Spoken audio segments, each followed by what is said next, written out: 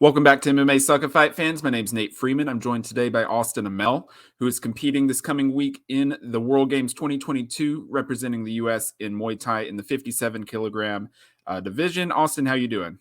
I'm great, man. I'm great. I'm excited to represent the country and get a few fights in. Absolutely, and it is 57 kilograms, right? I know it's around 125 pounds. I'm still trying to figure out the whole kilogram to Oh pound. yeah. I've been doing this a while, and it's still tough for me too. Yeah, it's 125.4. Okay.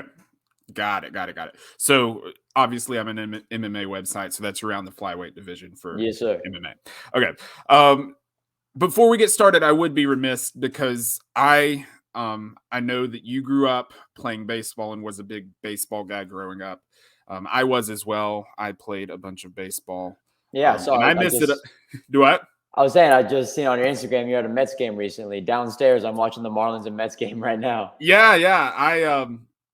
That was about a year ago. I don't post that often bad. on my Instagram. Gotcha. Yeah, I was at a Mets game. I visited one of my friends in New York, and they had not been to a Mets game yet. So, being the baseball guy that I am, I had to go check it out. And I assume that you're a Marlins fan. Oh yeah. Yeah. I'm sorry about that. Yeah, it's been tough. Yeah, I know that's got to be tough. Other than, what are your memories from the 03 World Series?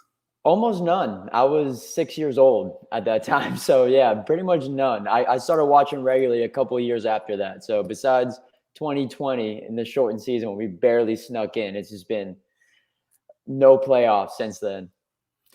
How upset were you when they traded away all the good players on your team? Oh, Stanton, yeah. Stanton and Yelich and Ozuna and all of them.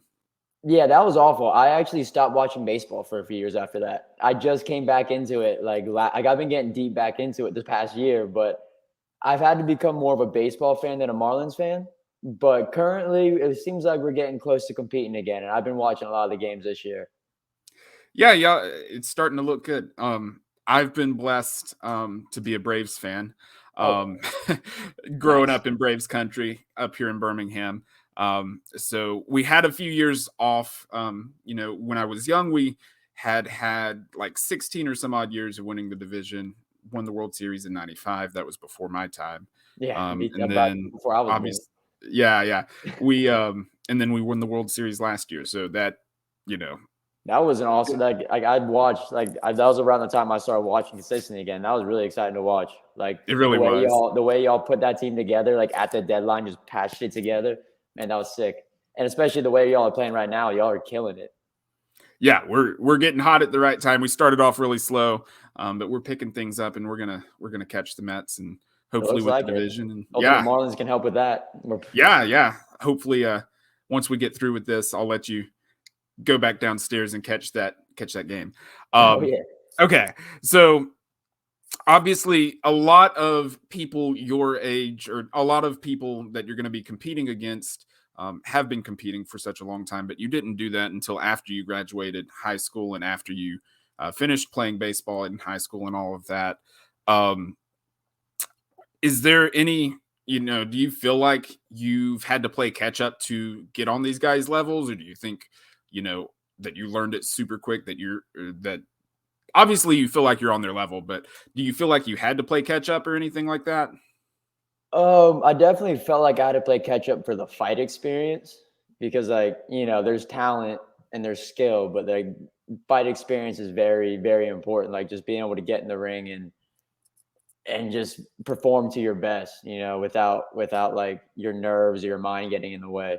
And luckily I had some especially early on in my fight career before I got to start working a whole bunch and stuff. Like I was able to like reel off, like there was a year where I had like 10 fights in less than a year. And like that really helped out. It's like not like the amount of rounds is really important, but like in the quick succession of rounds definitely helps out. Like I did the TBAs in 2018 where I got 3 fights in a weekend. And yeah, just like getting that quick succession of rounds to like really normalize being in the ring is huge. So I did have to play catch up with the with getting those fights in. But luckily, my baseball background, I felt transferred over very well to fighting, because like baseball, like from pitching and hitting, is all very much explosive hip movement and all that. And I feel like that is great for generating your power on your punches and your kicks and all that. Yeah, and obviously with baseball, you play a lot of, sometimes you'll play, if you play travel ball, like 3 or 4 games a day. So you're used to competing very often and sort of being in that zone. So that makes sense. Yeah, actually, like that competing all the time. And especially the fact that like I didn't get good at baseball until I was like 14 or 15. And I spent a lot of years being really bad. It really took away my fear of failure, like just that the competition and like failing so many times, and also baseball being the sport of failure. Like it's made it so like when I get in the ring, failure is not, like the fear of failure does not get in my way. It's just, I'm here to do my job and impose what I want to do. And yeah. Yeah, absolutely. And then that brought you to the U.S. Trials, where obviously you won. You're representing Team USA. You won all of your fights by decision, I believe. And Yes, just go ahead and give me your reflections on the team trials, how you felt about all of those fights. It was training up it was fighting up in elevation. And I know that you were on your local news station talking about how hard it was training up in elevation and all of that. But give me some other reflections on the fights and what you learned from that experience. Oh yeah. Well, first off, like it's something I hope that we do every year now, is like bring the best fighters all together to just duke it out, because that's how I think this country is going to get on the level of some of these other countries, at least in Muay Thai. And for me, it was awesome. Like, cause like, that's why I do this. Like, I want to test myself. I want to find out who I am, and getting to go up against some of the best guys out there, like the best guys this country has to offer, really, really shows me that. And, like those guys were no pushovers. Like the second fight against Matt Munoz, yeah, like I started off that fight real hot. Like I put everything I had into like that first round, and that altitude hit me hard, and like I hit him hard, and then that altitude hit me harder. and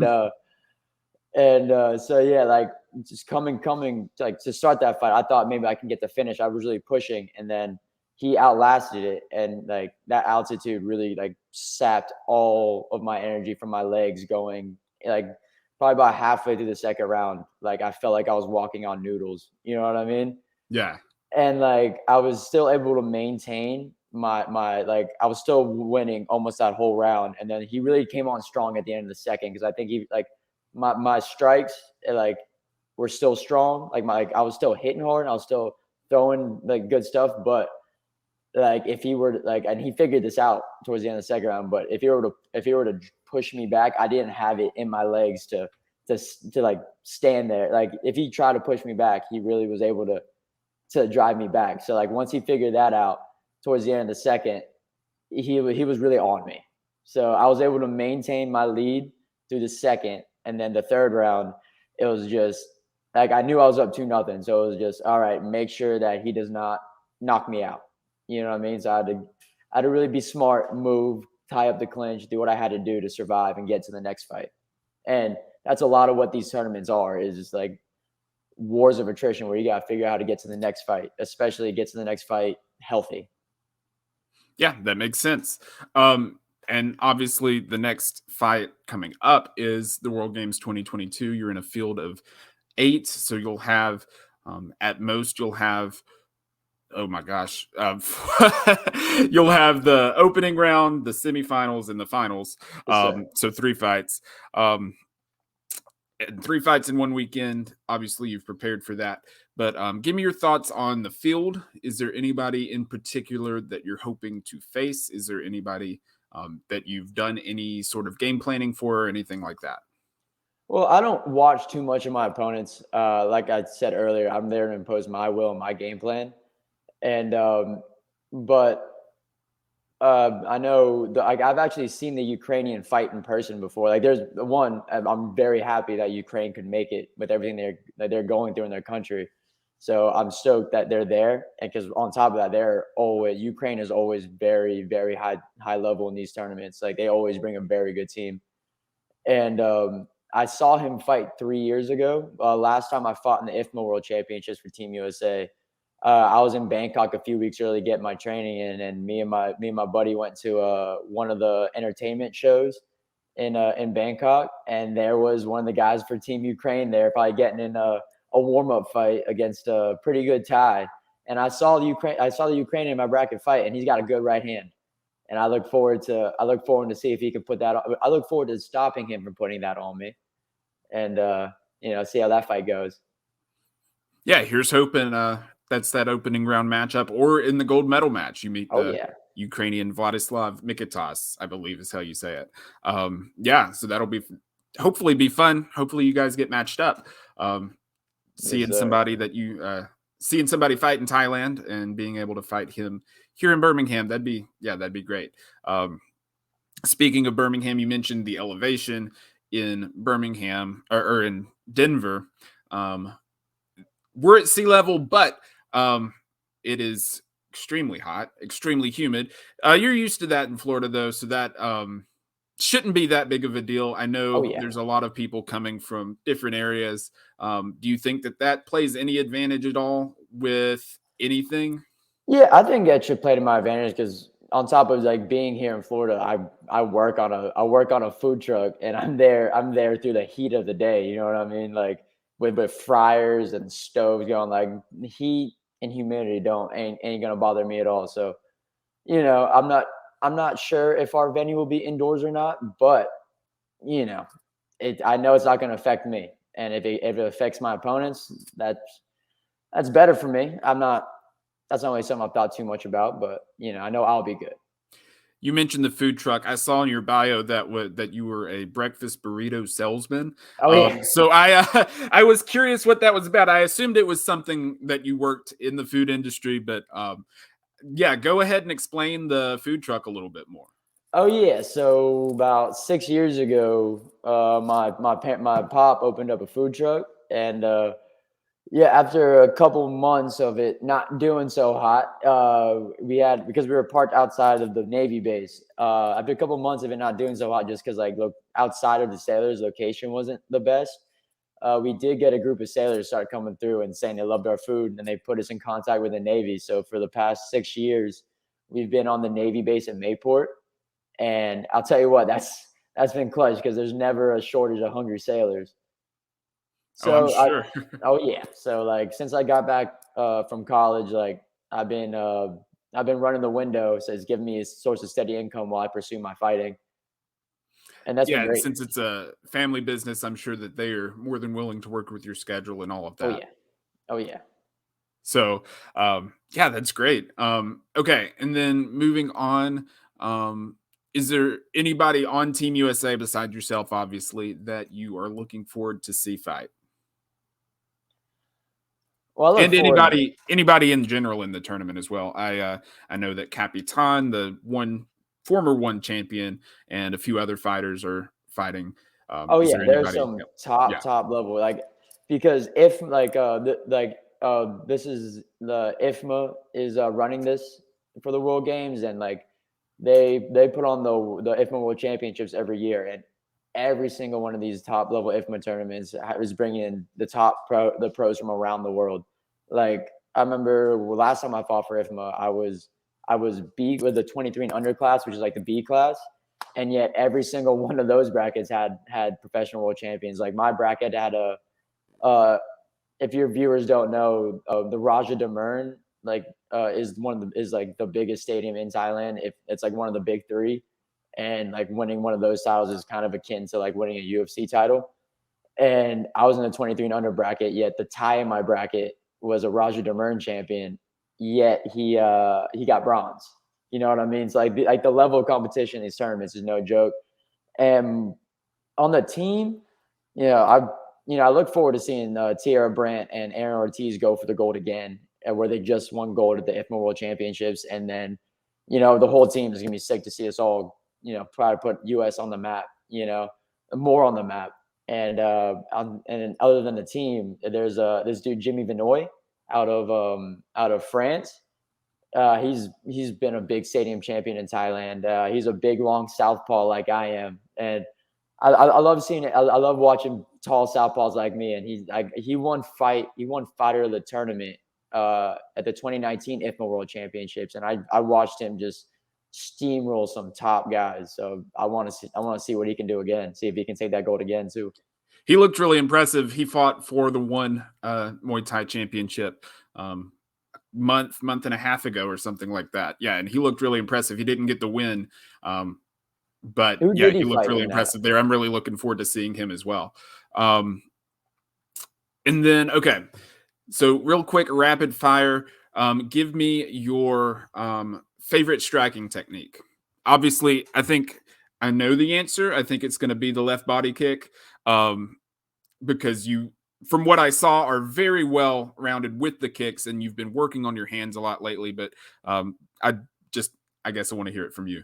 Yeah, it's most definitely the left body kick. I mean, a lot of great southpaws have built their game around it because it's really a great just equalizer. I look at it as like I'm swinging a baseball bat at you and you can try and stop it, and like if my opponent, like if I can get the timing and distance right and I know I can put on my opponent whenever I want, I'll just do that until the bell rings, because it's like it's not the most obviously devastating, but it's actually been a goal of mine since I started fighting, to take someone's arm bone home with me with that left kick. So I'm still trying.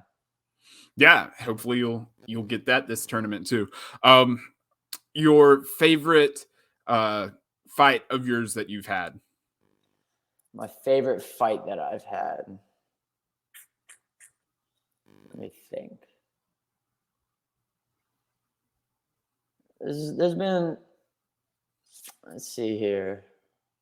That's a tough one, I guess. I think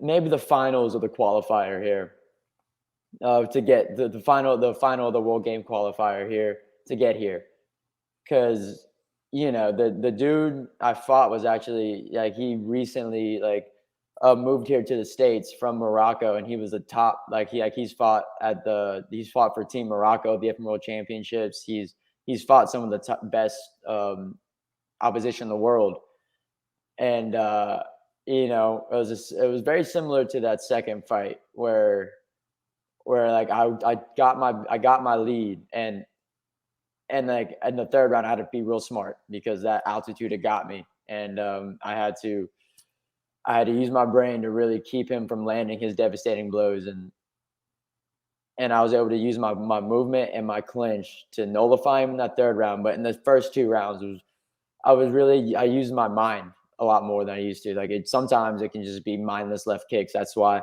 my coach was trying to call me the zombie for a while. But that second fight, I mean that fight against Walid Sanusi in the finals for the qualifier, I was setting my shots up. There were times where I was using his own shots to against him to set up my favorite sweep I ever hit in my fight career was in that fight where I recognized where he was trying to set up a sweep by getting me to check kicks.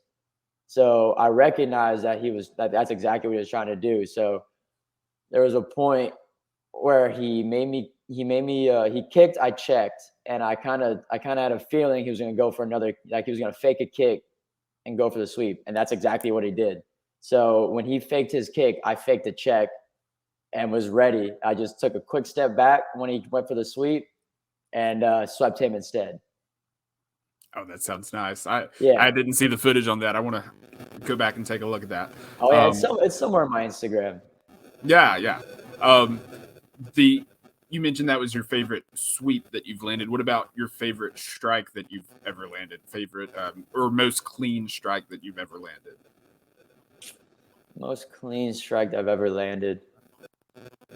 Honestly, it might be in my first fight ever where I ended up getting TKO'd. This fight is a fun story because I was going in with 10 months of training and no fights under my belt, and I was given a kid with an 0-0 kickboxing record, right? And our boxing coach Nate Campbell, who was once the unified champion in his weight class, he held 3 of the top belts in boxing.